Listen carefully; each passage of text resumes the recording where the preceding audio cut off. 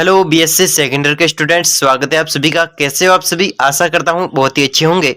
बहुत ही अच्छी पढ़ाई भी चल रही होगी अच्छे तरीके से। तो चलिए आज की क्लास में इनऑर्गेनिक केमिस्ट्री और कार्बनिक रसायन का प्रथम प्रश्न पत्र यानी कि फर्स्ट पेपर पर डिस्कशन करने वाले, जो कि 2015 के आप देख रहे हैं 2015 के एग्जाम में पूछा भी गया है। तो चलिए आज की क्लास में इनऑर्गेनिक केमिस्ट्री के इंपॉर्टेंट क्वेश्चन की ओर आगे बढ़ते हैं। तो चलिए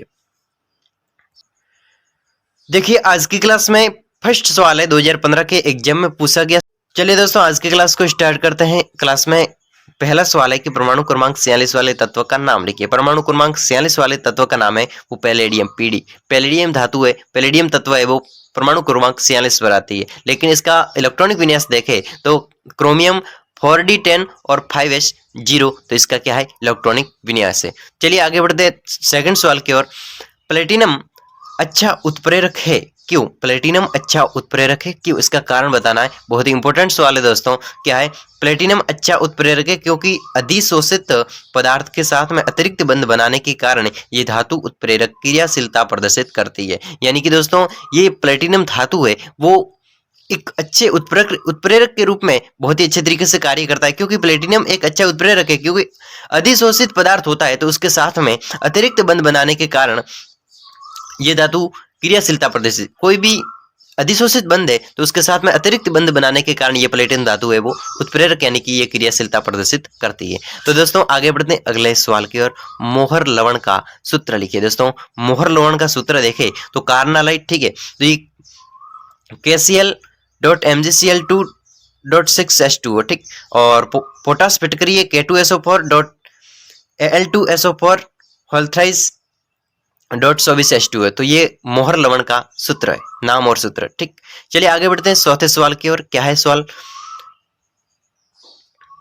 COEN2Cl2 Cl में CO, दोस्तों इस CO की ऑक्सीकरण अवस्था लिखनी है। तो CO की ऑक्सीकरण अवस्था यहाँ पर क्या होती है कि इस CO की ऑक्सीकरण अवस्था +3 है, तथा इसके साथ में अगर हम समन्वय संख्या की बात करें तो 6 यहाँ पर इसकी समन्वय संख्या है। तो चलिए आगे बढ़ते हैं पांचवें सवाल की। लेंथेनॉइड का नाम बदलकर लेंथेनोन क्यों रखा गया? दोस्तों शब्दों पर ध्यान दीजिए। लेंथेनॉइड का नाम बदलकर लेंथेनोन आखिर क्यों रखा गया? तो चलिए आंसर की ओर। 4f ब्लॉक के तत्व चूंकि लेंथेनम के बाद में आते हैं, 4f ब्लॉक के जो तत्व है वो इसमें क्या है कि लेंथेनम के बाद में आने के कारण इन्हें लेंथेनॉइड यानी कि 4f ब्लॉक के जितने भी तत्व है वो लेंथेनम के बाद में आने के कारण इसे लेंथेनॉइड के नाम से जाना जाता है। और आजकल इसे यानी कि आजकल जो लेंथेनॉइड तत्व है तो इसको क्या कहेंगे? लेंथेनॉन भी कहा जाता है। लेंथेनॉन को एक सामान्य प्रतीक Ln से प्रदर्शित भी किया जाता है। अगला सवाल है दोस्तों, जल एक सार्वत्रिक विलायक है। बिल्कुल इजी सवाल दोस्तों, पूछा भी जा चुका है। जल एक सार्वत्रिक विलायक है, आखिर क्यों ये जल एक सार्वत्रिक यानी सभी में विलायक है? दोस्तों आंसर की ओर आगे बढ़ते हैं। प्रकृति में जल है वो प्रचुर मात्रा में पाया जाता है, ठीक। जल में अनेक पदार्थों का विलय करने का गुण होता है तथा पर्याप्त श्यानता भी होती है। जल में क्या होता है? अनेक प्रकार के पदार्थों को एक विलय करने का, उसमें घोलने का एक पर्याप्त क्या होता है? श्यानता वाला एक क्या होता है? गुण होता है। चलिए आगे बढ़ते हैं। अविषाक्त होने के कारण, जल है वो अविषाक्त होने के कारण इसके साथ में कार्य करने की सुगमता रहती, यानी कि जल में कोई विष नहीं होता, यानी कि इसमें इसके साथ में कार्य करने की, जल के साथ में किसी भी रिएक्शन को कार्य करने की क्या स्वतंत्रता यानी कि सुगमता आसानी से वो हो जाता है। जल में भौतिक तथा रासायनिक गुणों का अधिक विस्तृत परिसर है। जल में क्या होता है कि भौतिक तथा रासायनिक गुणों का अधिक विस्तृत परिसर है, जैसे कि द्रव परिसर में, ठीक है, 0 डिग्री सेल्सियस से 100 डिग्री सेल्सियस। जल का उच्च द्विध्रुव आघूर्ण एवं उच्च पराविद्युतांक होता है। जल का उच्च द्विध्रुव आघूर्ण होता है और साथ में उच्च पराविद्युतांक भी होता है, तो इसके कारण भी जल सार्वत्रिक विलायक है। जल उदासीन, रंगहीन और गंधहीन होता है, तो इसके कारण भी क्या है? ये सार्वत्रिक विलायक हो सकता है। तो चलिए आगे बढ़ते हैं इंपोर्टेंट सवाल की ओर।